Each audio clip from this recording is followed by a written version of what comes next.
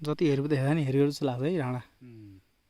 तपाईँ उता देख्न सक्नुहुन्छ कर्णाली र भेरीको सङ्गम हुने ठाउँ यो चाहिँ होइन। यो पारिपट्टि चाहिँ अब वारिपट्टि चाहिँ तिकुने के अरे कुइने भन्छ, पारिपट्टि चाहिँ कुइने नै भन्छ सायद। अलि माथि गएर चाहिँ तपाईँको के भन्छ यसलाई ठाउँ सुर्खेत पर्छ।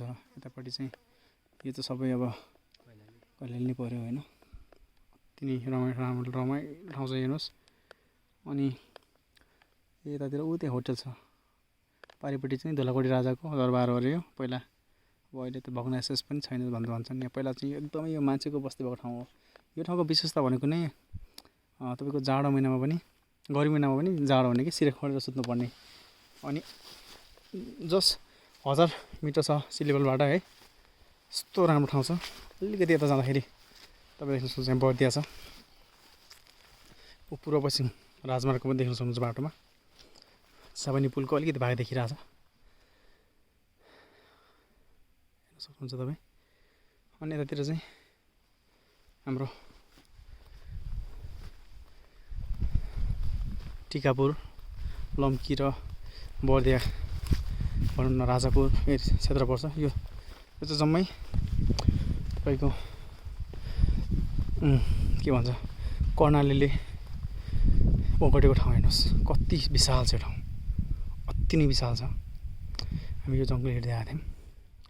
अहिले चाहिँ हामी समुद्र तटबाट 1085 मिटरको उचाइमा छौँ अहिले। यो चाहिँ भ्यू टावर बन्दै रहेछ र यो ठाउँमा चाहिँ अब भोलिका दिनहरूमा केबल कारको पनि सम्भावना छ भन्छन्। सर्वे गरिसक्यो भन्ने कुरा सुनेको थियौँ हामीले चाहिँ देख्न सक्छौँ। खरिफाटा बजार देख्न सक्छौँ तपाईँ, कटासेबाट बजार र टिकापुर सत्तीसम्म देखिँदैछ मजाले। तर अहिले चाहिँ तपाईँको यो अलिकति मौसमले साथ नदिँदाखेरि चाहिँ खासै राम्रोसँग देख्न सकिरहेको छैन हामीले। तर अति नै बवाल छ दृश्य चाहिँ।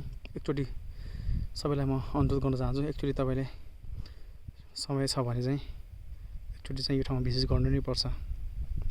अति नै रमाइलो छ ठाउँ हेर्नुहोस्। यो चाहिँ भ्यू टावर बनिरहेछ। चालबादेवीको मन्दिर देख्न सक्नुहुन्छ। उता सुङ्गरखाल पर्छ। यो पारिपट्टि चाहिँ राजकाँडा भनेको यो चाहिँ यही हो होइन। यसलाई चाहिँ आमडाँडा के अरे मेलडाँडा भन्दो रहेछ, त्यो चाहिँ राजकाँडा हो। यस्तो रमाइलो ठाउँ चाहिँ हेर्नुहोस्। तपाईँ देख्न सक्नुहुन्छ उता हिमाल पनि देख्न सक्नुहुन्छ। अति नै रमाइलो छ। कृपया एकचोटि आउनुहोस्। यो ठाउँलाई चाहिँ हामीले चाहिँ नेपालभरि चिनाउनु अति नै आवश्यक छ। र यता अब गर्मी छल्नको लागि चाहिँ सबैभन्दा उपयुक्त डेस्टिनेसन नै हो यो चाहिँ। एकदमै अहिले त तपाईँको कस्तो पल्युसन पनि छँदै छैन, यता पनि कुनै फोहोर पनि छैन र एकदमै तपाईँको शान्त छ।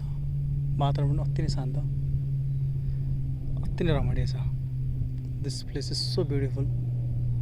Please visit once and let others to know about this place.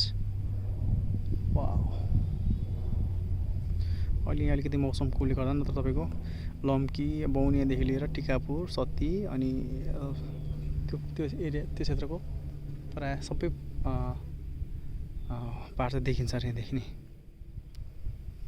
अति नै रमणीय छ।